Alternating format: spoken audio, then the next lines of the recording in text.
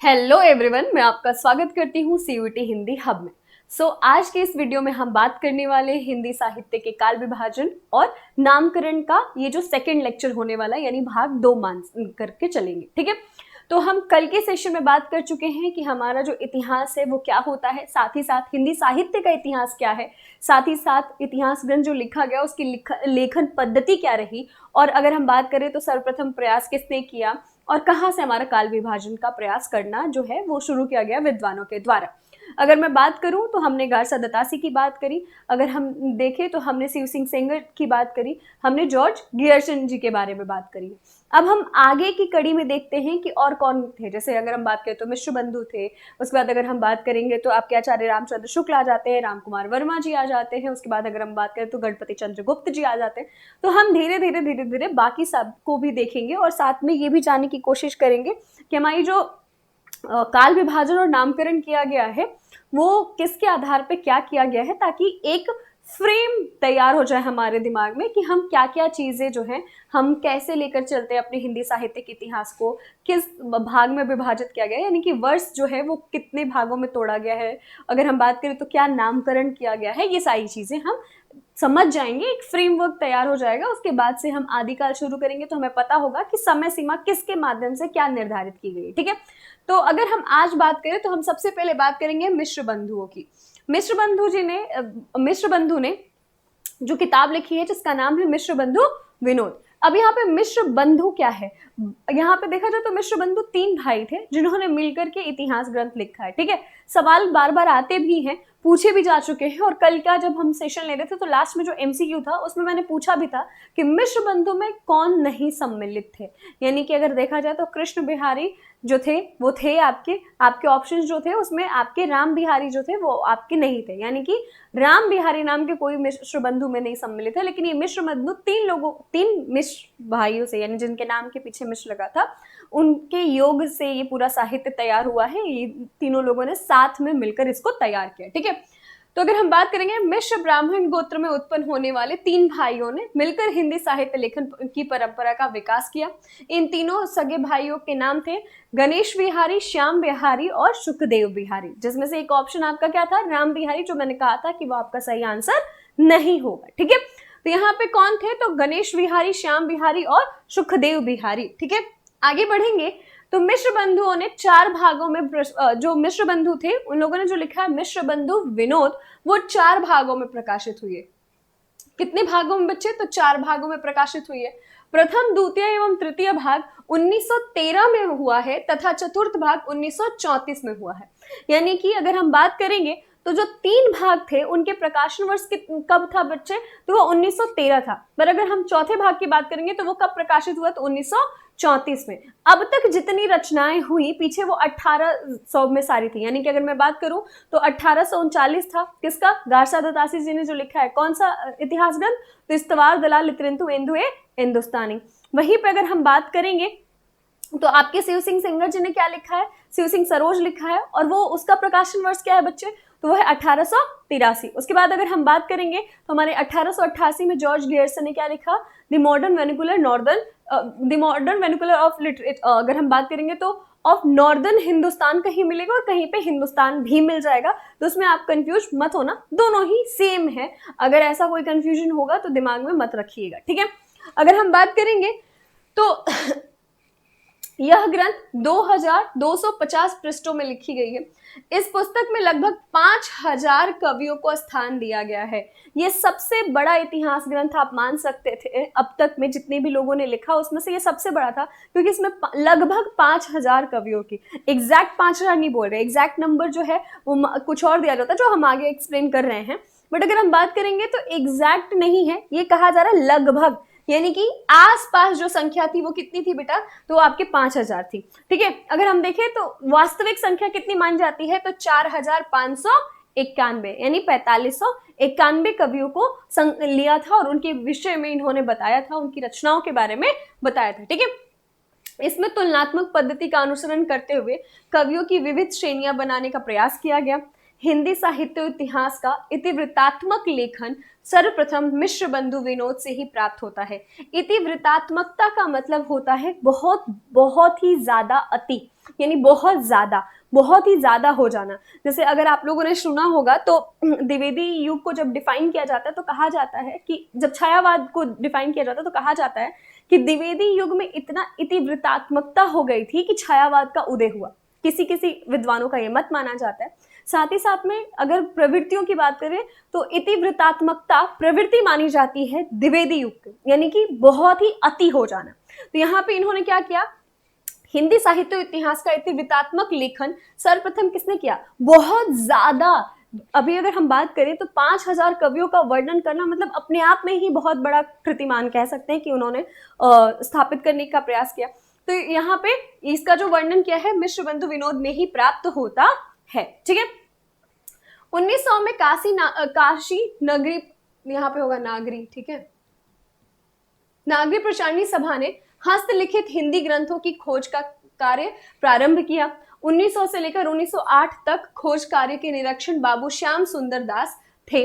1900 से लेकर 1916 तक खोज कार्य के लिए निरीक्षक श्याम बिहारी मिश्र एवं सुखदेव बिहारी मिश्र थे।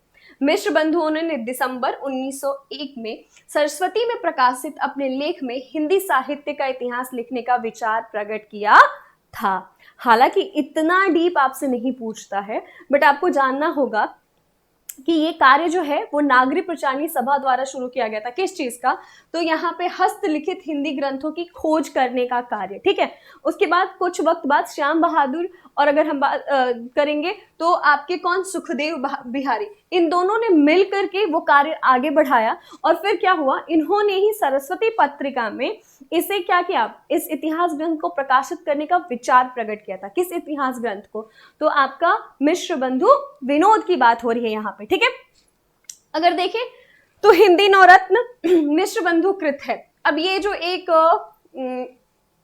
विवाद चला आया है बहुत टाइम से, और इस पे आपको बहुत सारे लोगों के मत मिलेंगे, बहुत सारे लोगों का लेख मिलेगा। देव बड़े या बिहारी, आप सबने सुना होगा, बहुत सारे लोगों ने लिखा देव और बिहारी, बिहारी और देव नाम की कृतियां हैं बहुत सारे लोगों की। और ये जो विवाद है वो शुरू हुआ था यहीं से। मिश्र बंधु विनोद, अगर हम बात करें मिश्र बंधुओं ने नवरत्न नाम की एक कृति लिखी है। यहाँ पे कहा जा रहा है कि मिश्र बंधु कृत है, यानी कि नवरत्न जो है उसमें उन्होंने 9 कवियों के बारे में बताया, यानी 9 कवियों का वर्णन किया है, जिसमें उन्होंने अगर हम कहा जाए तो जहां से ये देव और बिहारी का पूरा एक मत विवाद कहा जाए वो शुरू होता है, वो यहीं से होता है। क्योंकि वो जो 9 रत्न में 9 कवियों को स्थान देते हैं, वहीं से वो सारा का सारा विवाद जन्म ले लेता है। ठीक है, तो इसमें उन्होंने कौन कौन से कवियों को स्थान दिया है, तुलसीदास, सूरदास, देव और बिहारी, त्रिपाठी बंधु, भूषण और मतीराम, केशव, कबीर, चंद्रवरदाई और हरिश्चंद्र, भारतेंदु हरिश्चंद्र जी की बात हो रही है। अब अगर गौर फरमाएंगे तो आपको नजर आएगा कि इन्होंने तुलसीदास, सूरदास भक्ति काल से, देव और बिहारी कहाँ से बेटा, रीति काल से, त्रिपाठी बंधु जो कहा जा रहा है वो भूषण और मतीराम कहाँ से हैं, रीति काल से हैं। ठीक है, और केशव जो है ये भी आपके रीति काल के अंतर्गत आ जाएंगे। कबीर कहाँ से, भक्ति काल से, चंद्रवरदाई कहाँ से, आदि काल से, और भारतेंदु हरिश्चंद्र कहाँ से बच्चे, तो आधुनिक काल से। यानी कि ऑलमोस्ट ये जो चारों काल हैं आपके, उन चारों कालों से इन्होंने अपने कवि जो जिन्हें ये 9 रत्न के रूप में मानते हैं या जिन्हें अमूल्य मानते हैं उनको रखा था। तो अगर देखा जाए तो याद रखिएगा कि इन्होंने भक्ति काल से आपके शगुन भक्ति से इन्होंने तुलसीदास और सूरदास जी को लिया है, निर्गुण भक्ति से इन्होंने कबीरदास जी को लिया है, और अगर मैं रीतिकाल से बात करूं तो देव और बिहारी, जब मैं बार बार कह रही हूं कि विवाद ही यहीं से शुरू हुआ है तो देव बिहारी होंगे ही। त्रिपाठी बंधु किसे कहते हैं, तो मतीराम जी और आपके भूषण जी हैं, ये भाई थे आपस में। ठीक है, तो ये क्या हो गया, ये त्रिपाठी बंधु के नाम से जाने जाते हैं। तो रीतिकाल से आपके देव और बिहारी, साथ ही साथ मतीराम और भूषण जी को लिया गया है। और वहीं पे अगर मैं बात करूं तो आदिकाल से किसको लिया गया है, चंद्रवरदाई जी को लिया गया है, जिनकी रचना है पृथ्वीराज रासो। और वहीं पे अगर हम बात करेंगे तो आपके आधुनिक काल से भारतेंदु हरिश्चंद्र जी को लिया गया है। ठीक है, यानी गद्य साहित्य जहां से शुरू होती है, तो इन्होंने ऑलमोस्ट हर एक काल से जिन्होंने कीर्तिमान हासिल किया है, इनकी नजर में उन सबको अपने नवरत्न कवियों में स्थान दिया है। कभी पूछ लिया गया कि निम्नलिखित में से कौन से नवरत्न कवियों में शामिल नहीं है, तो याद रखिएगा कि कौन शामिल थे। 9 लोगों को याद करना बहुत मुश्किल नहीं, ठीक है। अब हम बात करते हैं इस ग्रंथ की रचना करने के लिए मिश्र बंधु द्वारा पूर्व रचित निम्नलिखित रचनाओं, सूचनाओं एवं स्रोतों का सहारा लिया गया। कवियों के स्वरचित ग्रंथ, शिव सिंह सरोज तथा अन्य प्राचीन ग्रंथ संग्रह, the modern vernacular literature of Hindustan, Munshi Dev Prasad Jodhpur के लेखक, मिश्र बंधु की स्वकीय जांच एवं किद्वंतियां, काशी नागरी प्रचारणी सभा की रिपोर्ट। अब ये जो यहाँ से अगर आप देखोगे, जैसे कि कवियों के स्वरचित ग्रंथ, यानी कि इन्होंने जो स्रोत लिया है जहां से इन्होंने पूरी रचनाएं की है, उसमें जो कवियों ने लिखा है उसके बारे में उन्होंने पढ़ा, उसको अपना शोध बनाया, यानी कि अपने कार्य खोज का जो कार्य चल रहा था उसमें इन्होंने कवियों के स्वयं रचित रचनाओं को भी स्थान दिया है। साथ ही साथ इन्होंने शिव सिंह सरोज को भी मतलब अगर देखा जाए तो उससे भी अपने ग्रहण किया है, ताकि वो अपने ग्रंथ को क्या कर सके और भी अच्छा रूप दे सके। इसीलिए तो इतनी सारी रचनाओं को इकट्ठा करके और अपने शोध को एक इतिहास ग्रंथ का रूप देने का प्रयास किया। तो इसी वजह से आप मान सकते हो कि इतने कवि आ गए। यानी कि अगर हम पढ़ने भी जाते हैं, जैसे कि नॉर्मली हम अगर अपने लिए नोट्स भी बनाना चाहते हैं, अगर हम एक किताब से पढ़ते हैं तो हमारे पास नोट्स जो बनेंगे वो उसी के अनुसार बनते हैं और कुछ लाइंस बनते हैं। बट अगर हम बहुत सारी किताबों को इकट्ठा करते हैं और बहुत सारी चीज़ों को पढ़ते हैं, सेम टॉपिक को अलग अलग किताबों में पढ़ते हैं, तो उसको पेश करने का तरीका, उसको आपको समझाने का तरीका, उसको बताने का तरीका हर एक विद्वान का या फिर हर एक राइटर का अलग हो जाता है। ठीक उसी तरीके से इन्होंने भी इतने सारे स्रोत का इस्तेमाल किया अपने इतिहास ग्रंथ को लिखने के लिए, तो इसी वजह से उनका इतिहास ग्रंथ बहुत बड़ा हो गया था और इसीलिए हम कहते हैं ना वृत्त संग्रह, बड़ा वृत्त संग्रह की संज्ञा दे दी गई। ठीक है। आचार्य शुक्ल ने मिश्र बंधु विनोद को बड़ा भारी वृत्त संग्रह, प्रकांड कवि वृत्त संग्रह कहता है। जो अभी मैं आपको बता रही थी वृत्त संग्रह, वो इसी के बारे में बात कर रही थी कि उन्होंने इतना कुछ इकट्ठा कर लिया जिसकी वजह से वृत्त संग्रह की संज्ञा दे दी गई थी आपके आचार्य रामचंद्र शुक्ल की तरफ से, प्रकांड या फिर बहुत बड़ा या भारी। ठीक है। अब हम बात करते हैं आपके मिश्र बंधुओं ने काल विभाजन करने का प्रयास किया था और किया भी।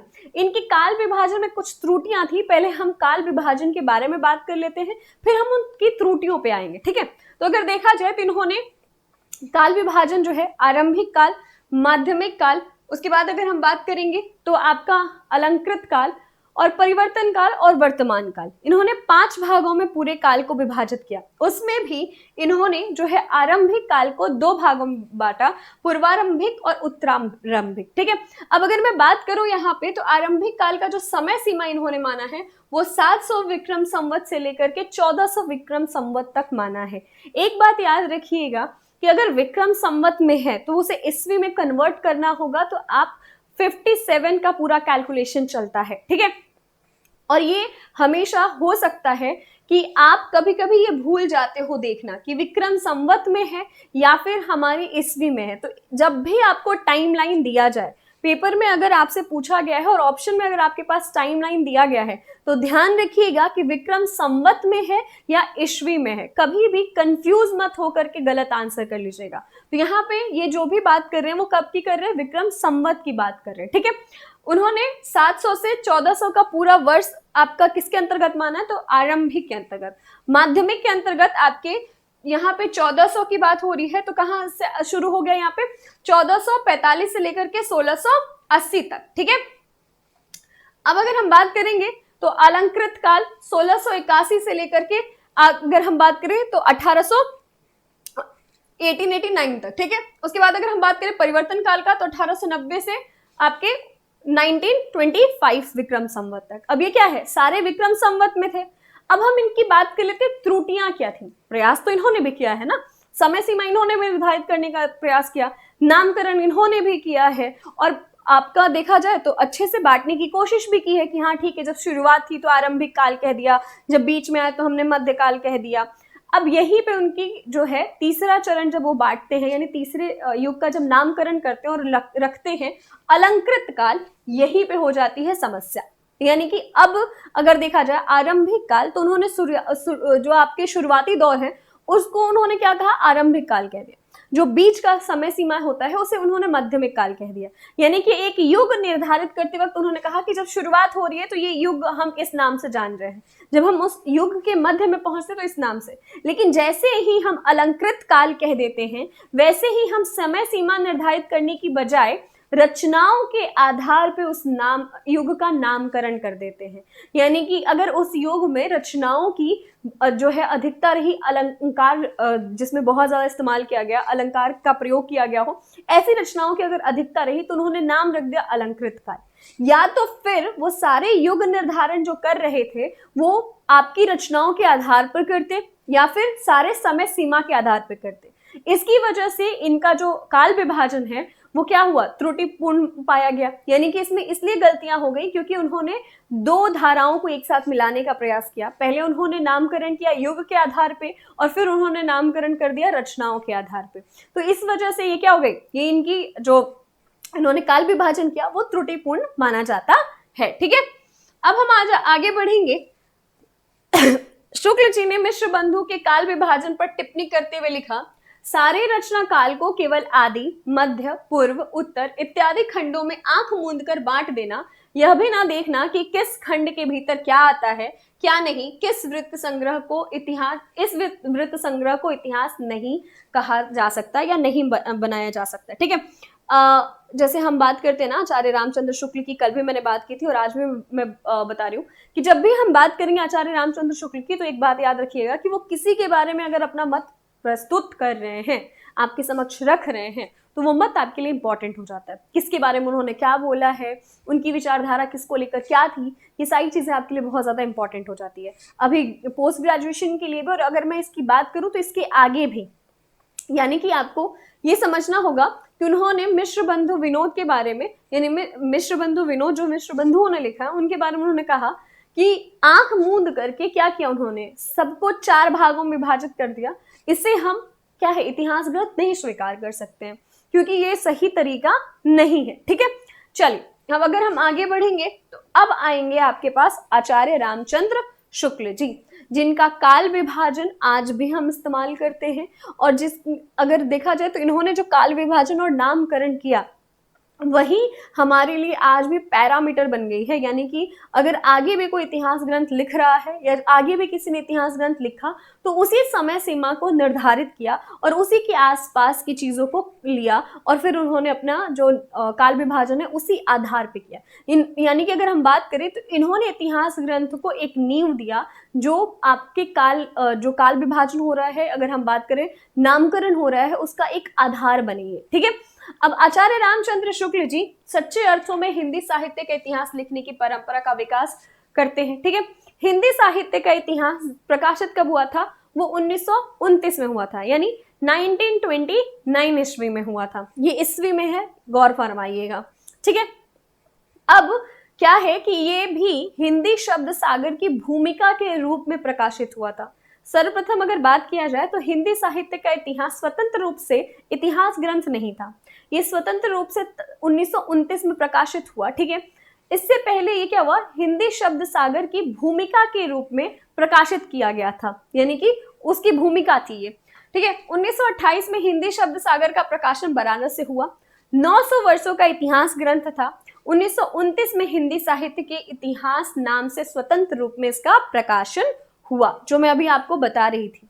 आपके आचार्य रामचंद्र शुक्ल ने जो इतिहास ग्रंथ लिखा है जिसका नाम है हिंदी साहित्य का इतिहास, जो 1929 में प्रकाशित हुआ, वो स्वतंत्र रूप से 1929 में प्रकाशित हुआ। इससे पूर्व आपके हिंदी शब्द सागर की भूमिका के रूप में 1928 ईस्वी में ये प्रकाशित हो चुका था। साथ ही साथ गौर फरमाइएगा कि आचार्य रामचंद्र शुक्ल ने 900 वर्षों के हिंदी साहित्य के इतिहास को 4 भागों में विभाजित किया है। यानी उनका जो पूरा काल विभाजन है वो कितने वर्षों का है, तो 900 वर्षों के इतिहास को उन्होंने लिया है। ठीक है, अब 900 वर्षों का इतिहास का मतलब ये नहीं हो जाएगा कि अब ये जो आगे समय सीमा चल रहा है इसको वो काउंट नहीं कर रहे। उन्होंने जहां से शुरू किया और जब उन्होंने लिखा तब तक का वो पूरा 900 लेकर के चल रहा था। ठीक है, अब आते हैं जनवरी 1929 में यह पुस्तक नागरी प्रचारणी सभा काशी द्वारा प्रकाशित ग्रंथ हिंदी शब्द सागर की भूमिका के रूप में प्रकाशित हुई थी। इसी वर्ष के मध्य में उस भूमिका के आरंभ एवं अंत में बहुत सी बातें बढ़ाकर आचार्य शुक्ल ने इसे स्वतंत्र पुस्तक के रूप में प्रकाशित किया। 1940 में इसका परिवर्तित एवं संशोधित संस्करण प्रकाशित करवाया गया है। ठीक है, हालांकि आप लोगों से ये नहीं पूछता कि दोबारा कब किया गया, इसका संशोधन जो हुआ वो कब हुआ था। आप लोगों से यही तक पूछेगा कि कब प्रकाशित हुआ, पहले किस रूप में था, फिर बाद में किस रूप में हो गया, इन्होंने कितने वर्षों का जो इतिहास है उसको बांटा है। तो ये सारी चीजें आपके इंफॉर्मेशन के लिए इतनी। ठीक, इस पुस्तक में लगभग 1000 कवियों के जीवन के चरित्र का विवेचन किया गया है। हिंदी शब्द सागर के निर्माण में बाबू श्याम सुंदर दास, आचार्य रामचंद्र शुक्ल का महत्वपूर्ण योगदान माना जाता है।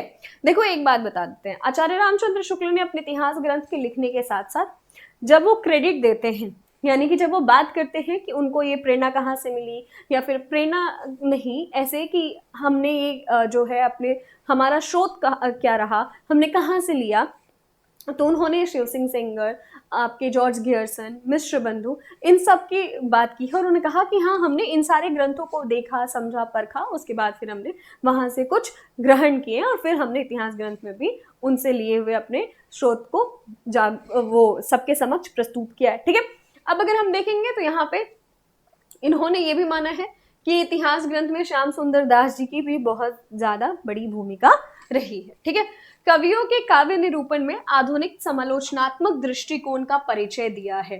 अब आधुनिक समालोचनात्मक दृष्टिकोण क्या होता है, तो अगर हम बात करेंगे तो जो क्रिटिसिज्म होता है, यानी कि अगर हम आज की जनरेशन जिस चीज को समझते हैं, जैसे हम अभी ना आलोचना को गलत पर्सपेक्टिव में लेते हैं। जैसे कहा जाता है आलोचना करना, तो इसका मतलब ये नहीं होता है कि हम आपकी कमियां दिखा रहे हैं या फिर हम कमियों के बारे में बात कर रहे हैं। आलोचना का मतलब होता है आपके अच्छे और बुरी हर बातों के बारे में हम बात करेंगे और हम देखेंगे कि क्या और अच्छा हो सकता था और क्या इसमें बहुत अच्छा है। यानी मान लीजिए कोई अगर फिल्म रिलीज होती है और जब उसको स्टार्स मिलते हैं तो उसकी क्रिटिसिज्म पे बात होती है, तो कहा जाता है क्रिटिक। क्रिटिक क्या करता है, वो ये बताता है कि इस मूवी का ये पॉइंट इतना अच्छा था कि हम क्या हो, हमारी नजरें नहीं हटी, और ये पॉइंट इतना खराब था जहां पे हम इम्प्रूवमेंट मान कर चल सकते हैं। ठीक उसी तरीके से आपके जो आचार्य रामचंद्र शुक्ल थे, उनका भी जो दृष्टिकोण था वो सिर्फ कलात्मक नहीं था, सिर्फ ललित कला के रूप में नहीं था। उनका जो विचारधारा था वो वैज्ञानिक दृष्टिकोण का भी था, यानी कि वो सारी चीजों को जानकर, परख कर, समझ कर और फिर अपने मंतव्यों को व्यक्त करते थे। वो मनोविकार को जब व्यक्त करते थे तब अपनी बुद्धि को भी क्या करते थे, उसका भी प्रयोग लिख करके, यानी कि उन्होंने बहुत पहले अपनी एक कविता में कहा है कि मैं जब भी चला बुद्धि को साथ लेकर चला। यानी कि उन्होंने अपने हृदय की बात तो सुनी, अपने मन को तो व्यक्त किया है, लेकिन साथ साथ में अपनी बुद्धि का भी प्रयोग किया। तो हिंदी साहित्य के इतिहास में माना जाता है कि आचार्य रामचंद्र शुक्ल जो थे, उनकी जो दृष्टिकोण थी वो क्या थी, आलोचनात्मक दृष्टिकोण थी। यानी कि वो सब तरीके की चीजों को सोच करके, विचार करने के बाद अपने मंतव्य को प्रस्तुत करते थे। ठीक है, तो यहाँ पे कवियों के काव्य निरूपण में आधुनिक समालोचनात्मक दृष्टिकोण का परिचय दिया है। यानी वो अपने जो आधुनिक विचारधारा, जब हम कहते हैं ना कि अरे वो लोग ना काफी प्रोग्रेसिव थॉट के हैं। प्रोग्रेसिव थॉट का मतलब क्या हुआ, यही कि हाँ, हम जैसी जैसी चीजें चल रही है वैसे वैसे हम अपने आप को बदलने वाले। तो आधुनिक विचारधारा का मतलब भी यही होता है, आधुनिक दृष्टिकोण का मतलब भी यही होता है कि जैसी जैसी सिचुएशन हुई, जैसी जैसी परिस्थितियां हुई, उन चीज को समझते हुए। यानी कि मान लीजिए आज अगर हम टेक्नोलॉजी से इतना ज्यादा एक्सपोज होते हैं, अगर हमारे पेरेंट्स बैठ जाए और ये सोचने लगे कि नहीं, मुझे नहीं सीखना, मुझे नहीं जानना क्या होता है, क्यों होता है, कैसे होता है, तो शायद वो चीज उनके लिए भी अच्छी नहीं है। और जो बहुत ज्यादा अच्छे से उतने ही एक्साइटमेंट के साथ चीजों को समझते हैं, जानने की कोशिश करते हैं कि ये कैसे चलता है, ये गैजेट कैसे यूज होती है, तो वो क्या हो गया, वो आधुनिक दृष्टिकोण के माने जाते हैं। ठीक वही आपके आचार्य रामचंद्र शुक्ल जी के साथ भी था। उनका भी जो दृष्टिकोण था वो आधुनिकवादी की तरफ था, यानी कि वो चीजों को स्वीकार करके अपनी संस्कृति का पालन करते हुए अपनी विचारधारा को व्यक्त करते थे। यानी कि ऐसा नहीं था कि उन्होंने आधुनिकता को स्वीकार किया तो अपनी संस्कृति को भूल गए, वो दोनों को बहुत ही अच्छे से लेकर के साथ में चलते थे। ठीक है, इसमें कवियों एवं लेखकों की रचना शैली का वैज्ञानिक विश्लेषण किया गया, जो मैं अभी आपको एक्सप्लेन कर रही थी उसी की बात कर रहे हैं। आचार्य रामचंद्र शुक्ल ने शिव सिंह सेंगर, जॉर्ज गियर्सन, मिश्र बंधु के इतिहास इतिहास को कवि वृत्त संग्रह संज्ञा से अभिहित किया है, जो कि मैं अभी ऑलरेडी आपको बता चुकी हूँ कि उन्होंने यहाँ उसको भी पढ़ा है, उसको भी जाना है, उनके ग्रंथों को भी जाना है, तो उनको क्या कहते थे वो, तो वो कवि वृत्त संग्रह कहते थे। जो हम लोगों ने पहले दिन की क्लास में यानी कल की इंट्रोडक्शन में पढ़ा था कि जब भी इतिहास ग्रंथ की रचना होती है तो माना जाता है कि इतिहास जो है, यानी कि अगर हम देखें तो साहित्य जो है वो अपने पास की वातावरण से प्रभावित होता है, और आसपास के जो वातावरण है वो साहित्य से प्रभावित होती है। यानी कि अगर देखा जाए तो साहित्य क्या है, जनता के चित्तवृत्तियों का प्रतिबिंब है, यानी जो हम सोच रहे हैं, जो विचार हमारे मन में आ रहा है उसी का प्रतिबिंब है। ठीक है, साहित्य में जो लिखे जाते हैं, जो प्रस्तुत किए जाते हैं, वो हमारे समाज का प्रतिबिंब है। जैसे कि फिल्मों में जो चीज पर्दे पे दिखाई जाती है वो हमारे समाज में घटित हो रही होती है। ठीक है, तो यहाँ पे कहा गया है जबकि प्रत्येक देश का साहित्य वहां की जनता की चित्तवृत्तियों का संचित प्रतिबिंब होता है, तब यह निश्चित है कि जनता की चित्तवृत्तियों के परिवर्तन के साथ साथ साहित्य के स्वरूप में भी परिवर्तन आएगा। एग्जैक्टली हमारी मूवीज अब पहले जैसी ही तो नहीं रही, टाइम के साथ तो बदल रही हैं। ठीक उसी तरीके से हमारा साहित्य पहले जैसा तो नहीं रहा, टाइम के साथ ही बदल रहा है। अगर आप हिंदी साहित्य से जुड़े हुए हैं तो आपको खुद ही समझ में आएगा कि आप अगर डॉक्टर नागेंद्र जी के हिंदी साहित्य को पढ़ें और आप आचार्य रामचंद्र शुक्ल जी के साहित्य को पढ़ें, दोनों की भाषा में जो परिवर्तन है वो आप आराम से समझ पाओगे और आपको समझ में आएगा कि हाँ, वक्त के साथ इनमें भी परिवर्तन आए। तो वही सेम चीज है कि जैसे जैसे वक्त बदलता है वैसे वैसे हमारे साहित्य में भी परिवर्तन आता है। तो यहाँ पे भी वही बात कही गई है कि यह निश्चित है कि अगर जनता के प्रतिबिंब जो प्रवृत्तियां हैं उसमें परिवर्तन आएगा तो हमारे साहित्य में भी परिवर्तन आएगा। ठीक है, आदि से अंत तक इन्हीं चित्तवृत्तियों की परंपरा को परखते हुए साहित्य परंपरा के साथ उनका सामंजस्य दिखाना ही साहित्य का इतिहास कहलाता है। यानी कि जैसे जैसे चीजें बदल रही हैं वैसे वैसे ही साहित्य का भी उन परिवृत्तियों के साथ सामंजस्य बैठाना ही साहित्य कहा जाता है। ठीक है, अब हम आगे बढ़ेंगे। आचार्य रामचंद्र शुक्ल ने साहित्य इतिहास के प्रति एक निश्चित व सुस्पष्ट दृष्टिकोण का परिचय देते हुए युगीन परिस्थितियों के संदर्भ में विकास क्रम की व्याख्या करने का प्रयास किया। काल विभाजन आचार्य शुक्ल ने हिंदी साहित्य के इतिहास में 900 वर्षों के इतिहास को 4 कालखंडों में विभाजित किया था: वीरगाथा काल, भक्ति काल, रीति काल और गद्य काल।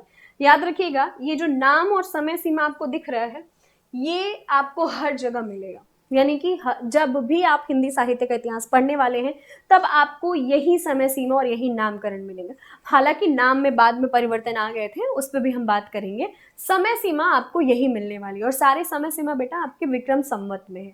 तो इस बात का गौर फरमाइएगा कि इन्होंने ईस्वी में नहीं बात किया कि 1050 से लेकर के 1375 तक, ये जो है 1050 से लेकर के 1375 ये आपका विक्रम संवत में है, ईस्वी में नहीं है। लेकिन अगर हम बात करते तो हमेशा हम इसी समय धारा को लेकर के चलते हैं, इसी काल विभाजन को लेकर के चलते हैं। अब इन्होंने कहा वीरगाथा काल, भक्ति काल, रीति काल, गद्य काल। अब यहाँ पे इन्होंने जो वीरगाथा काल नाम दिया है, इसको बाद में जब संशोधन होता है तो बाद में इसका नाम परिवर्तित करके आदिकाल रख दिया जाता है। वीरगाथा काल नाम देने के पीछे का जो इनका उद्देश्य था या फिर जो इनका मत था वो ये था कि आपके आदिकाल में बहुत सारी रचनाएं थी, मतलब ऐसी बहुत सारी रचनाएं थी जो वीरता पर प्रधान थी। यानी कि अगर कहा जाए तो प्रचुर रूप में वीरता प्रधान रचनाएं ही मिल रही थी। इसी पर आधार मानकर उन्होंने क्या कर दिया, उन्होंने परिस्थितियां, वातावरण, स्थितियां, प्रवृत्तियां और रचनाओं, इन सब को आधार माना और उन्होंने वीरगाथा काल कह दिया। हालांकि बाद में आपके आचार्य हजारी प्रसाद द्विवेदी ने इसी वीरगाथा काल को क्या नाम दिया, तो इस वीरगाथा काल का नाम हो गया आदिकाल। और आदिकाल नामकरण किसके द्वारा दिया गया है, तो आपके हजारी प्रसाद,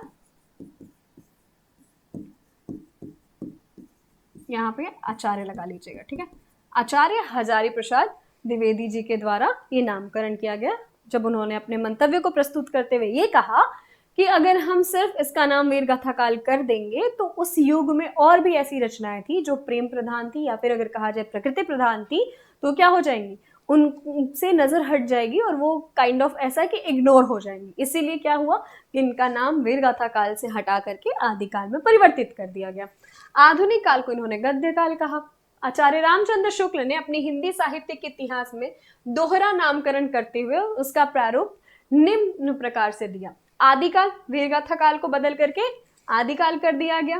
पूर्व मध्यकाल भक्ति काल को क्या कहा गया? पूर्व मध्यकाल। रीतिकाल को क्या कहा गया? उत्तर मध्यकाल। और अगर गद्य काल की बात की जाए तो उसे क्या कहा गया? आधुनिक काल। ये दोनों आपको याद रखना है कि पहले उन्होंने आचार्य रामचंद्र शुक्ल ने क्या नामकरण किया था और बाद में नामकरण क्या किया था। अगर आप आचार्य रामचंद्र शुक्ल के इतिहास ग्रंथ को खोलेंगे तो आपको पता चलेगा कि प्रकरणों में डिवाइड, वो जो उनके चैप्टर्स हैं यानी उनके जो पार्ट हैं वो प्रकरण में डिवाइड किए गए हैं। साथ ही साथ आप ऊपर देखोगे तो उनका प्रॉपर जो हेडिंग है वही आपका काल विभाजन बनता है, वहां पे बहुत क्लियर दिया गया है। तो हमें मैं मतलब इस बात को मानती हूँ और हमेशा कहती हूँ कि अगर आप हिंदी साहित्य के बच्चे हैं, अगर आपने ग्रेजुएशन में हिंदी लिया है तो आपके पास आचार्य रामचंद्र शुक्ल होने चाहिए। मैं ये मानकर चलती हूँ कि ग्रेजुएशन में आपको आचार्य रामचंद्र शुक्ल की भाषा में भी क्लिष्ट लगे, कठिन लगे, आपको समझ में ना आए, थोड़ी दिक्कत दे, तो मैं हमेशा मानती हूँ, हालांकि मैं भी जब ग्रेजुएशन में थी तो मैंने भी सबसे पहले डॉक्टर नागेंद्र जी को पढ़ा है, उन्हीं को पढ़ने के बाद मैं आचार्य रामचंद्र शुक्ल जी को पढ़ना शुरू किया, क्योंकि मैं जब ग्रेजुएशन में थी तो मुझे उनकी भाषा क्लिष्ट लगती थी, तो मैंने डॉक्टर नागेंद्र जी को पढ़ा। फिर मैंने जब डॉक्टर नागेंद्र जी को खत्म कर दिया तब जाकर के आचार्य रामचंद्र शुक्ल को पढ़ा। तो मैं ये नहीं कहती कि आप ग्रेजुएशन में हो तो आप पढ़ के ही बैठो कि आचार्य रामचंद्र शुक्ल तो आपको कंठस्थ होने चाहिए, लेकिन आपके पास आचार्य रामचंद्र शुक्ल होने चाहिए, क्योंकि एक ऐसे मतलब मैं मानूं तो ये ऐसे विद्वान थे जिनके प्रकरण या फिर अगर मैं कहूँ तो जिनके चैप्टर जो आगे लिखा जाता ना, वो आपके कंटेंट वाला जो सेक्शन होता है जहाँ पे पेज पे लिखा जाता है कि इस वाले पेज नंबर से इस वाले पेज नंबर में ये सारी चीजें, वो भी आप अगर अच्छे से पढ़ लेते हो तो नेट में 1-2 क्वेश्चन आपके सही हो जाएंगे, ट्रस्ट में। तो हम ये ध्यान रखेंगे, ठीक है। चलिए, शुक्ल जी वीरगाथा काल के 2 भाग विभाजित करते हैं, 2 भागों में है अभ्रंश काल, प्राकृत भाष हिंदी काल और वीरगाथा काल। अगर आप लोगों ने देखा होगा तो अभ्रंश उनका बिल्कुल अलग है, उसके बाद फिर वो वीरगाथा काल शुरू होता है, ठीक है। आधुनिक काल को उन्होंने गद्य काल को 3 भागों में विभाजित किया, प्रथम उत्थान, द्वितीय उत्थान और तृतीय उत्थान। जो मैं बात कर रही थी आपको कि वो आगे वाला जो सेक्शन होता है उसको देखने का, वो यही कर रही थी, वहां पे सेक्शंस में पूरा डिवाइडेड है। फिर आपको पेपर में कभी कभी पूछ देता है कि उन्होंने आधुनिक काल जो है उसको कितने भागों में विभाजित किया या फिर उन्होंने क्या नाम दिया है, तो उन्होंने क्या दिया? प्रथम उत्थान, द्वितीय उत्थान और तृतीय उत्थान, ठीक है। और सारा नामकरण बेटा आपके किस में है? तो सारे के सारे नामकरण आपके विक्रम संवत में है, ठीक है। आचार्य शुक्ल ने जिन 12 रचनाओं के आधार पर आदिकाल का नाम वीरगाथा काल रखा था वो निम्न है। उन्होंने कुछ 12 ऐसी रचनाएं देखी थी या फिर 12 ऐसी रचनाएं थी जिनको आधार माना और उस आधार पर उन्होंने नामकरण किया था वीरगाथा काल, जिसमें से आपको विद्यापति की जो रचना है कृतिलता कृति पताका वो मिल जाएगा, पृथ्वीराज रासो, विशल देव रासो, ये सब किस में आ जाते हैं? इन्हीं 12 रचनाओं में जो है सम्मिलित किया जाता है। तो जो हम लोग पढ़ते हैं ना, विशल देव रासो, खुमान रासो, कृतिलता कृति पताका, अगर हम बात करें तो ये सारी जो रचनाएं इन्हीं को आधार मानकर इन्होंने क्या किया था? इन्होंने इसे वीरगाथा काल नाम दिया था। विजयपाल रासो, पृथ्वीराज रासो, हम्मे रासो, परमाल रासो, विशल रासो, खुमान रासो, कृतिलता कृति पताका, विद्यापति की पदावली, जयचंद्र प्रकाश, जय मयंक, जस चंद्रिका और खुसरो की पहेलियां। और ये अगर देखा जाए तो रासो ग्रंथ में हम ये 6 पढ़ते ही हैं। विद्यापति जब पढ़ने जाते हैं तो हम विद्यापति की पदावली, कृतिलता कृति पताका के बारे में पढ़ते हैं। जब हम बात करते हैं तो अमीर खुसरो जी को हम पढ़ते हैं तो आपको क्या मिल जाता है? खुसरो की पहेलियां। यानी कि जो चीज हम आदिकाल में पढ़ते हैं वही चीज आपको वीरगाथा काल में भी मिलेगी, कोई परिवर्तन नहीं था। बस नामकरण इसलिए किया क्योंकि आधार ये बन गए थे। यानी कि उन्होंने सबसे ज्यादा प्रधानता किसको दी है? रासो ग्रंथों की। अब इसी में आपके सिद्ध, नाथ और जैन भी आ जाते हैं, अभ्रंश भाषा की भी रचनाएं आ जाती हैं। तो क्या हुआ कि वीरगाथा नाम देने के लिए इन्होंने इन रचना को प्रधानता दी, तो बाकी सारी रचनाएं क्या हो गई? थोड़ी इग्नोरेंस में चली गई। तो इसी वजह से बाद में इनको जो नामकरण करना पड़ा आदिकाल, वो परिवर्तित करना पड़ा, ठीक है। अभ्रंश भाषा के 4 रचनाएं थी, विजयपाल रासो, हम्मीर रासो, कृतिलता और कृति पताका। देशी भाषा के 8 रचनाएं, पृथ्वीराज रासो, परमाल रासो। देखो ऐसे याद करोगे तो गड़बड़ हो सकता है, सिंपल सा फंडा इस्तेमाल करना। उन्होंने 2 भाग में विभाजित किया था, एक अभ्रंश भाषा और एक देशी भाषा। अपभ्रंश भाषा में 4 रचनाएं रखी थी उन्होंने, और कृतिलता कृति पताका दोनों आपके विद्यापति जी की रचना है, और एक विजयपाल रासो और हम्मे रासो। ये 4 आपकी रचनाएं थी जो अपभ्रंश में थी। बाकी 12 में से 4 गया, 8 जो बचा, यानी जितनी रासो ग्रंथ बचे बाकी सारे कौन से थे, देशी भाषा में, यानी कि जो 8 रचनाएं थे वो सारे देशी भाषा में किए गए। इन रचनाओं के लेखक में शुक्ल जी ने निम्न रचनाओं से विशेष साहित्य सामग्री ग्रहण की थी।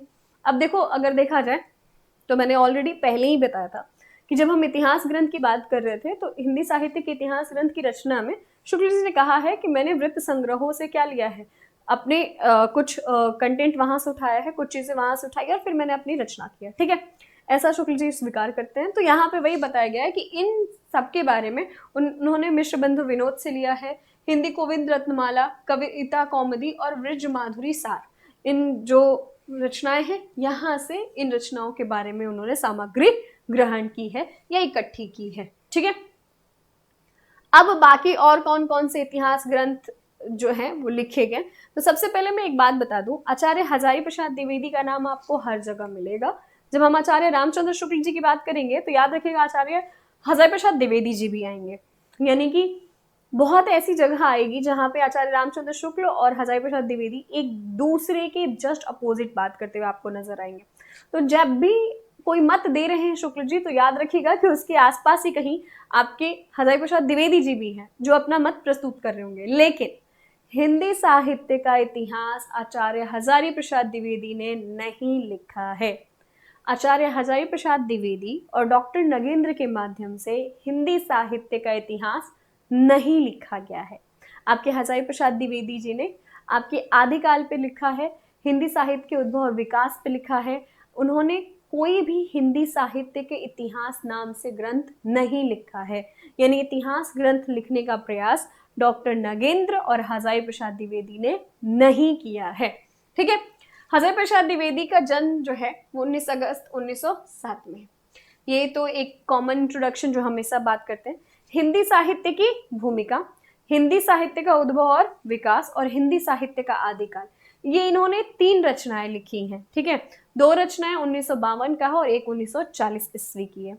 और इसमें इन्होंने बात की है, अगर हम बात करें तो हिंदी साहित्य की भूमिका के बारे में बात की है, साथ ही साथ आदिकाल के बारे में बात किया है, उद्भव और विकास के बारे में बात किया, लेकिन टोटल यानी कि जो जैसे हम कहते हैं आचार्य रामचंद्र शुक्ल जी ने 900 वर्षों का इतिहास लिखा है, वैसे आपके हजारी प्रसाद द्विवेदी ने कुछ नहीं लिखा है, वैसा उन्होंने किया है। स्पेसिफिक 1-2 युगों पे बात किया है वो अलग है, पर उन्होंने इतिहास ग्रंथ नहीं लिखा है।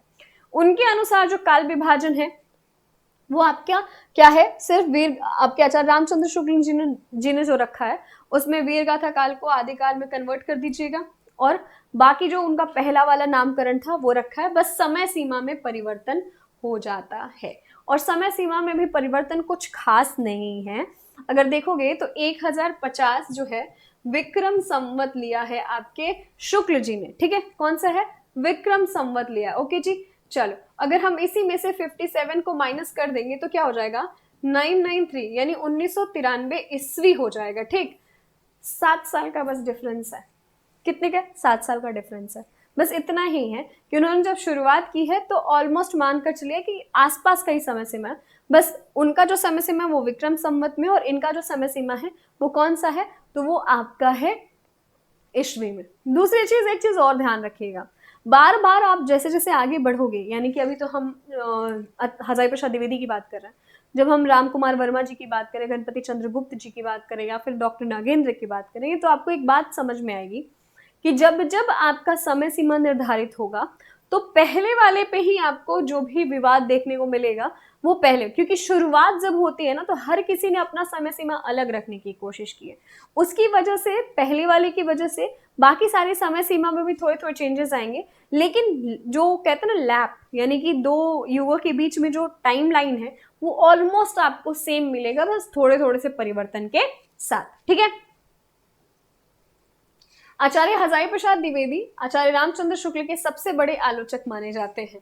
डॉक्टर गणपति चंद्रगुप्त के शब्दों में संभवतः द्विवेदी जी सबसे पहले व्यक्ति है जिन्होंने आचार्य शुक्ल जी की अनेक धारणाओं और स्थापनाओं को चुनौती देते हुए उन्हें सबल प्रमाणों के आधार पर खंडित किया, जो मैं अभी आपको थोड़े पहले एक्सप्लेन कर रही थी। जहां भी आपको शुक्ल जी मिलेंगे वहां पे द्विवेदी जी मिलेंगे और दोनों आपस में एक दूसरे के मतों का खंडन करते हुए नजर आएंगे। ठीक है, हजारी प्रसाद द्विवेदी जी ने शुक्ल जी के वीर गाथा काल को आदिकाल कहकर पुकारा। उन्होंने कबीर की अवहेलना करने वाले आलोचकों को मुंहतोड़ जवाब दिया और उनकी काव्य प्रतिभा को उजागर करने का महत्वपूर्ण प्रयास किया। इन्होंने आदिकाल को अत्यधिक विरोधी एवं व्याघातों का युग भी कहा है। कुछ कुछ चीजें अंडरलाइन करते जाइएगा और याद करते जाइएगा किसने क्या कहा है।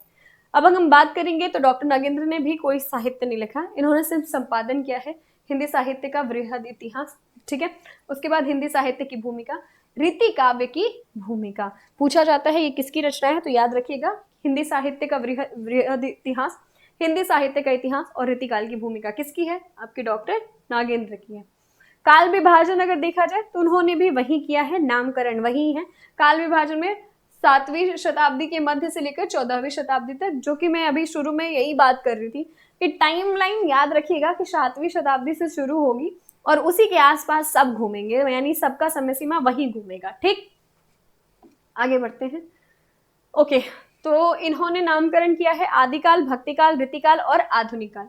अब आधुनिक काल में पुनर्जागरण काल जिसे हम भारतेंदु युग कहते हैं, जागरण सुधार काल जिसे हम द्विवेदी युग कहते हैं, छायावाद अगर हम बात करें तो छायोत्तरवाद, प्रगतिवाद, प्रयोगवाद और नवलेखनवाद। ठीक है, जो अभी भी आज भी हम जब खंड विभाजित करते हैं आधुनिक काल को तो इन भागों में विभाजित कर देते हैं। डॉक्टर नागेंद्र ने 1948 में रीति काव्य की भूमिका और कवि देव विषय पर शोध उपाधि प्राप्त की थी। ठीक, अब आ जाते हैं डॉक्टर राम कुमार वर्मा के बारे में। लेकिन इन्होंने भी आचार्य रामचंद्र शुक्ल का जो समय सीमा है उसे ही माना है, लेकिन इन्होंने क्या किया है, आदिकाल को 2 हिस्सों में बांट दिया, एक संधि काल और चारण काल। जो चारण काल है उसे आदिकाल माना जाता है और बाकी जो संधि कालों से अभ्रंश साहित्य जो है उसको उसका हिस्सा बना दिया गया। यानी कि बात किया जाए तो समय सीमा समान रही है, समय सीमा में परिवर्तन नहीं रहा है, बस फर्क इतना है कि उन्होंने आदिकाल को 2 हिस्सों में बांट दिया। इन्होंने क्या लिखा था, हिंदी साहित्य का आलोचनात्मक इतिहास। ठीक है, नाम याद रखिएगा, वर्ष याद रखिएगा। साथ ही साथ ये बात भी याद रखिएगा कि जो इतिहास ग्रंथ है इन्होंने 2 भागों में प्रकाशित करवाने की योजना बनाई थी, लेकिन ये पूरा प्रकाशित नहीं हो पाया, यानी ये जो है अधूरा इतिहास ग्रंथ है। ठीक है, तो इसका नाम क्या था, हिंदी साहित्य का आलोचनात्मक इतिहास, जो 1938 में प्रकाशित हुई है। ठीक है, इस रचना में 693 से लेकर के 1693 ईस्वी तक की कालावधि का ही वर्णन किया गया। यानी कि जिन्होंने समय सीमा निर्धारित की थी, जो बांटा था, उसमें से सिर्फ अपनी पहली इतिहास ग्रंथ में वो सिर्फ 693 से लेकर के 1693 तक की समय अवधि जो थी उसको वो ले पाए। यानी कि कहा जाए तो आदिकाल से लेकर के भक्ति काल तक का ही ये पूरा वर्णन कर पाए हैं अपने इस इतिहास ग्रंथ में। दूसरा जो भाग है वो प्रकाशित नहीं हो पाया था। ठीक है, आगे अगर देखेंगे काल विभाजन इनका जो था वो संधि काल। अब यहाँ पे देख लीजिए, ये जो 750 ईस्वी इन्होंने संवत जो इन्होंने ऐड किया है, इसका मतलब यही हुआ कि अगर हम देखें तो वो 1050 विक्रम संवत की बात करते हैं। कौन, तो आपके शुक्ल जी। ठीक है, अब यहाँ पे क्या है, इन्होंने संधि काल में आपकी जो शुक्ल जी का अभ्रंश साहित्य वाला हिस्सा था वो उठा करके रख दिया और फिर वापस से 1000 से लेकर के 1375 तक में इन्होंने क्या रखा, चारण काल। यानी कि अगर देखा जाए तो इसे उन्होंने आदिकाल का ही दूसरा नाम कर दिया। यानी अगर कभी सवाल पूछा गया तो आदिकाल का ही इन्होंने क्या किया, चारण काल नाम रख दिया था। ठीक है, भक्ति काल, रीति काल और आधुनिक काल। अब यहाँ पे अगर आप देखोगे तो भक्ति काल में 1700 विक्रम संवत तक का ही समय सीमा दिया गया है। तो उन्होंने, जो हम बात करते 1693 का, तो आप मान कर चलिए कि ये जो समय सीमा है इसके अंतर्गत सिर्फ और सिर्फ इनका भक्ति काल आ रहा है। यानी कि इन्होंने अपने इतिहास ग्रंथ में भक्ति काल तक का ही विश्लेषण किया है, इसके बाद वाला ग्रंथ नहीं है। ठीक है, आगे बढ़ेंगे। इन्होंने शुक्ल के वीर गाथा काल को क्या कहा है, चारण काल, एवं उससे पूर्व के काल को संधि काल कहकर पुकारा है। संधि काल में अभ्रंश की रचनाओं का समावेश किया है, जो मैं अभी आपको बता रही थी कि जो आपके आचार्य रामचंद्र शुक्ल ने अभ्रंश की जो भी रचनाएं थी उनको अलग रखा, उसको इन्होंने हिंदी साहित्य का हिस्सा बनाया और जो संधि काल नाम दिया वो उसी अभ्रंश रचनाओं के आधार पर दिया। ठीक है, अपभ्रंश की बहुत सारी सामग्री समेट लेने के कारण ये अपभ्रंश के पहले कवि किसे मानते हैं? स्वयंभू को मानते हैं। आपके सवाल भी बनते हैं कि डॉक्टर राम कुमार वर्मा के अनुसार हिंदी में अगर देखा जाए तो अपभ्रंश का पहला कवि किसे स्वीकार किया गया है? तो अपभ्रंश का पहला कवि जो है वो स्वयंभू को स्वीकार करते हैं। कौन? आपके डॉक्टर राम कुमार वर्मा। पहले कवि और पहले रचना पे आपके बहुत सारे विद्वानों का मत होगा। किसी ने सरहप्पा को कहा है, किसी ने स्वयंभू को कहा है। तो ये चीज हमें बहुत स्पेसिफिकली ध्यान में रखना होगा कि किस विद्वान के अनुसार, जैसे राम कुमार वर्मा के अनुसार स्वयंभू है, जैसे राहुल संकृतान के अनुसार सरहप्पा है। तो ये चीजें हमें ध्यान में रखनी पड़ेगी, ठीक है। इन्होंने भक्ति काल की निर्गुण, ज्ञानाश्री काव्य धारा को संत काव्य एवं प्रेमाश्री काव्य धारा को सूफी कहकर पुकारा है। वर्मा जी के इतिहास लेखन का प्रमुख आधार शुक्ल जी का इतिहास ग्रंथ ही रहा है। यानी शुक्ल जी, आचार्य रामचंद्र शुक्ल का जो इतिहास ग्रंथ रहा, हिंदी साहित्य का इतिहास, वही उनका आधार ग्रंथ रहा है, जहां से उन्होंने क्या किया? सामग्री ली है, ठीक है। अब आते हैं, हम बात करते हैं डॉक्टर गणपति चंद्र गुप्त की, ठीक है। इन्होंने वैज्ञानिक इतिहास लिखा था, यानी कि हिंदी साहित्य का वैज्ञानिक इतिहास जो है वो आपके डॉक्टर गणपति चंद्र गुप्त ने लिखा है, ठीक है।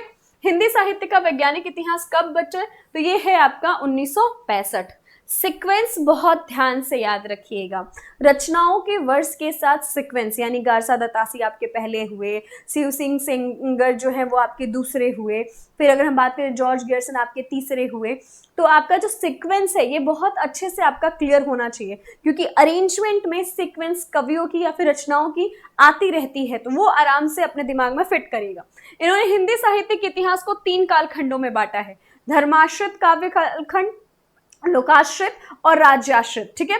अब इन्होंने क्या किया? धर्माश्रित, लोकाश्रित और राज्याश्रित 3 आधारों पे बांटा है।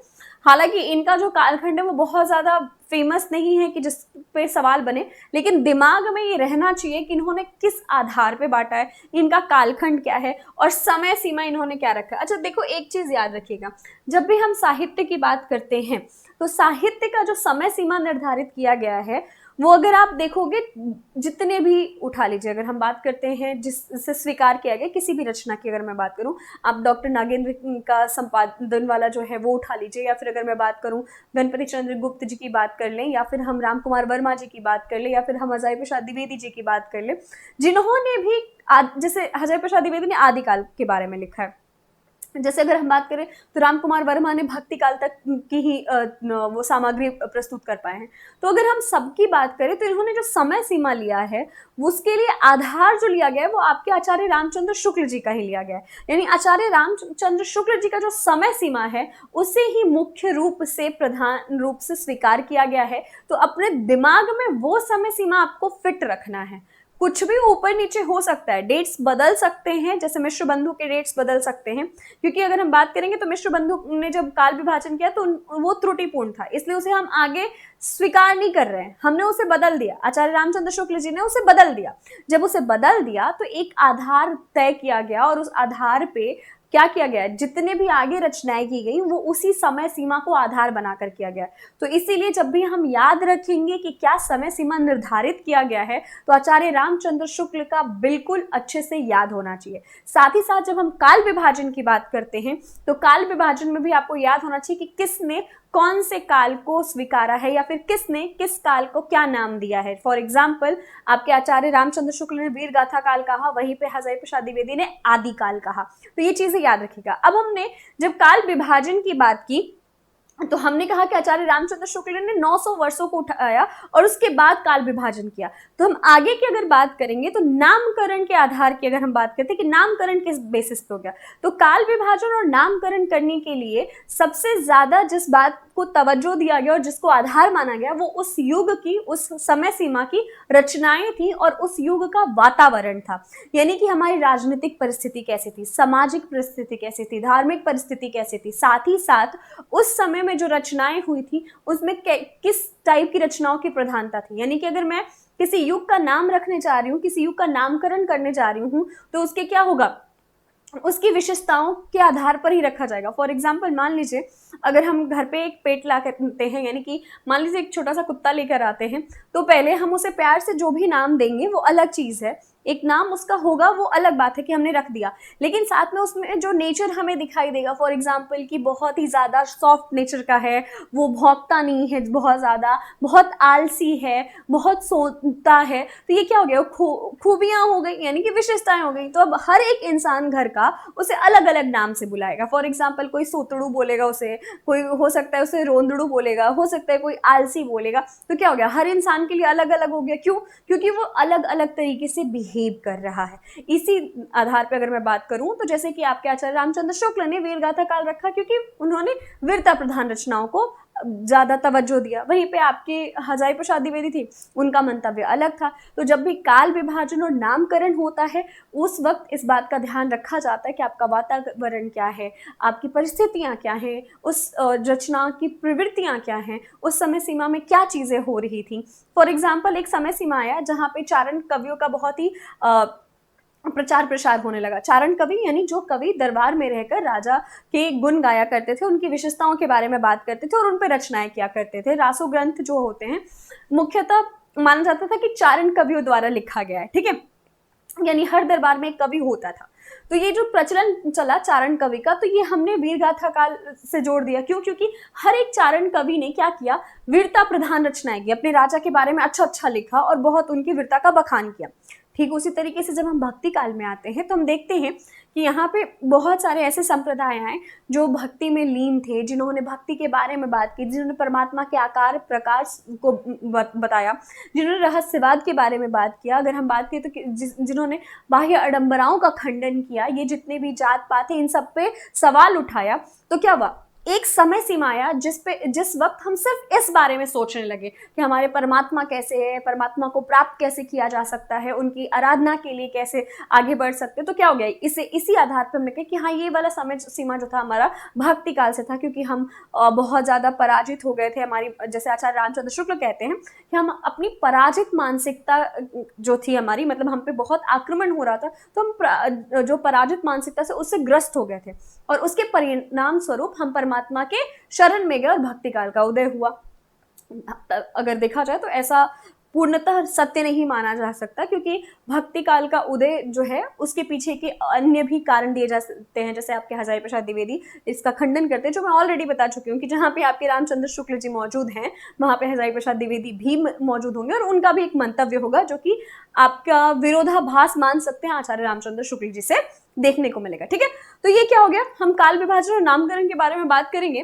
तो काल विभाजन के कई आधार हो सकते हैं। कर्ता के आधार पर प्रसाद युग, भारतेंदु युग, द्विवेदी युग, यानी कि मैंने जैसे काल विभाजन अगर आप देखोगे तो हम आधुनिक युग में आते तो भारतेंदु युग नाम दे देते हैं, द्विवेदी युग नाम दे दिया हमने, प्रसाद युग नाम दे दिया जब प्रसाद जो आपके जयशंकर प्रसाद है उन्होंने नाटक रचनाएं करना शुरू किया और उनकी बहुत सारी ऐसी रचनाएं थी। मतलब नाटक के क्षेत्र में अगर कहा जाए, गद्य साहित्य में नाटक वाला जो आपका वो है गद्य है, उसमें उनका बहुत ही ज्यादा दबदबा रहा, तो इसीलिए हमने प्रसाद युग रख दिया। उपन्यास में हम प्रेमचंद्र युगीन कर दिए। तो क्या हो गया कि हम कर्ता के आधार पर भी नाम रखते हैं, यानी कि जिसकी प्रधानता रही उस आधार पर भी हम नाम रखते हैं। प्रवृत्ति के आधार पर, जो मैंने अभी आपको बताया कि आपका जो वातावरण रहा, आपका जो मंतव्य रहा, आपका जो परिस्थिति रहा, उसके आधार पे हमने रख दिया। विकासवादिता के आधार पर आदिकाल, आधुनिक काल, मध्यकाल, यानी कि जैसे जैसे समय बीतता गया, जैसे जैसे हमारे में परिवर्तन आते गया, वैसे वैसे हमने साहित्य का भी,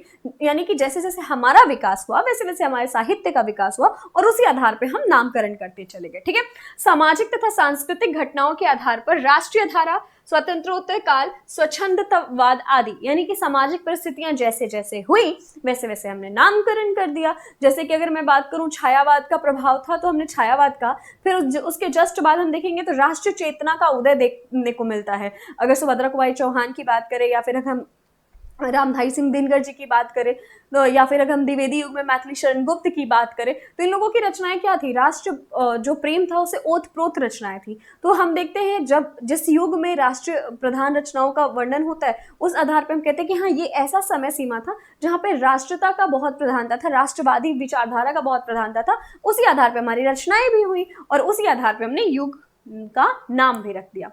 इस संबंध से उल्लेखनीय बिंदु निम्नवत हैं। काल विभाजन साहित्यिक प्रवृत्तियों की समानता के आधार पर होना चाहिए। ठीक है, कालों का नामकरण यथासंभव मूल चेतना को आधार बनाकर करना चाहिए। युगों का सीमांकन मूल प्रवृत्तियों के आरंभ और समापन के अनुसार होना चाहिए। काल की मूल प्रवृत्ति का निर्धारण प्रमुख ग्रंथों के आधार पर करना चाहिए। हिंदी के प्रमुख इतिहासकारों द्वारा किया गया काल विभाजन। ये जो जितनी भी चीजें मैं आपको बता रही थी वो सिर्फ इसलिए क्योंकि अब हम एक जगह पे सारे काल विभाजन जो है उनको एक जगह एक सीक्वेंस में देखेंगे। और ये जो चीजें बताई गई हैं जो कि हम पीछे भी पढ़ चुके हैं कि हमारा जो काल विभाजन हुआ वो किस आधार पे हुआ, कौन से काल विभाजन को हमने स्वीकार किया और कौन सा हमें लगा कि त्रुटिपूर्ण है इसीलिए हमने उसे स्वीकार नहीं किया। तो सबसे पहले आपके जॉर्ज ग्रियर्सन ने काल विभाजन किया था जो कि आपके 12 खंडों में थे। ये उसके नाम जो कि हम कल की क्लास में पढ़ चुके हैं। चारण काल, 15वीं शताब्दी का धार्मिक पुनर्जागरण, मलिक मोहम्मद जैसी का प्रेम काव्य, ब्रज काव्य का कृष्ण काव्य, मुगल दरबार और तुलसीदास। रीति काव्य तुलसीदास के अन्य प्रवृत्ति। उसके बाद 18वीं शताब्दी कंपनी के शासन में हिंदुस्तान और विक्टोरिया के शासन में हिंदुस्तान। फिर अगर देखा जाए तो मिश्र बंधुओं ने जो काल विभाजन किया था वो आपका समय सीमा के साथ। फिर अगर हम बात करेंगे तो आचार्य रामचंद्र शुक्ल का काल विभाजन आपके समय सीमा के साथ। फिर उसके बाद अगर हम बात करेंगे डॉक्टर राम कुमार वर्मा ने जो काल विभाजन किया, जो अभी हम जस्ट पढ़ के आ रहे हैं, हमने बात किया कि ये यहाँ पे उन्होंने कैसे अपभ्रंश की रचनाओं को रखा और ये आपके आदिकाल के हिस्से को। ठीक है, आगे बढ़ेंगे। हजारी प्रसाद द्विवेदी ने जो काल विभाजन दिया है उसकी बात करेंगे। फिर अगर हम उसके आगे बढ़ेंगे तो गणपति चंद्र गुप्त जिनकी अभी हम बात कर रहे थे। ठीक है, और इसके बाद आपके डॉक्टर नागेंद्र। मैं डॉक्टर नागेंद्र की अभी आज ही की क्लास में आपसे बात कर रही हूँ कि आपको बताया कि डॉक्टर नागेंद्र के और आचार्य रामचंद्र शुक्ल दोनों के इतिहास ग्रंथ को अगर आप पढ़ लेते हो तो आपको अच्छे से समझ में भी आता है, याद भी हो जाता है और आप अच्छे से कर भी लेते हो। इसके पीछे का जो मकसद है वो ये है कि आपके डॉक्टर नागेंद्र का जो इतिहास ग्रंथ रहा है उसको उन्होंने बहुत सारे छोटे खंडों में बांटा है, जो क्या हो जाता है बहुत ही इजी लैंग्वेज में है, जो आपको बहुत अच्छे से समझ में आता है। जैसे फॉर एग्जांपल अगर आप बात करोगे आदिकाल, भक्तिकाल, रीतिकाल, और जब आधुनिक काल का वक्त आता है तो उसमें उन्होंने जितने भी सेक्शन छोटे छोटे हो सकते थे, जितने भी हिस्से हमारे आते हैं, जैसे भारतेंदु काल, द्विवेदी काल, छायावाद, ये सारी चीजों को उन्होंने बांट दिया है, जिससे आपके लिए बहुत आसान हो जाता है सबको समझना कि इस वाले सेक्शन में कौन कौन से कवि आते हैं, क्या इन्होंने लिखा है, किस तरीके की रचनाएं की है, रचनाओं की प्रवृत्तियां क्या थी, ये बहुत ही आसान हो जाता है। इसीलिए डॉक्टर नागेंद्र को आप अगर पढ़ लेते हैं एक बार तो आपको हिंदी साहित्य का पूरा इतिहास समझ में आ जाता है।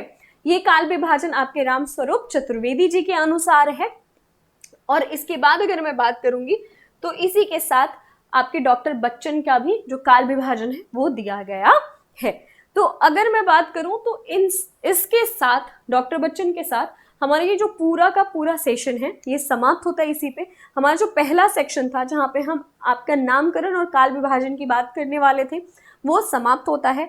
अब हम आपसे मिलेंगे नेक्स्ट सेशन में जहां पर हम इस चैप्टर से रिलेटेड मोस्ट एक्सपेक्टेड क्वेश्चंस जो हैं, यानी कि हम मान कर चलेंगे कि एक्सपेक्टेड हैं, ऐसे क्वेश्चंस आ सकते हैं, वो एमसीक्यूज आपके नेक्स्ट वीडियो में लगाएंगे और कोशिश होगी कि इससे 50 से 70 क्वेश्चंस हम सॉल्व करें, देखिए कि क्या इसका आंसर हो सकता है। साथ ही साथ ये भी जाने कि हम इसको एक बार दो बार पढ़ लेंगे तो हमारा ये पूरा सेक्शन कवर हो जाएगा। ठीक है, तब तक आप अपना ध्यान रखो। अब हम आपसे मिलेंगे नेक्स्ट वीडियो में। स्वस्थ रहो, मस्त रहो और अपना ध्यान रखो। Thank you.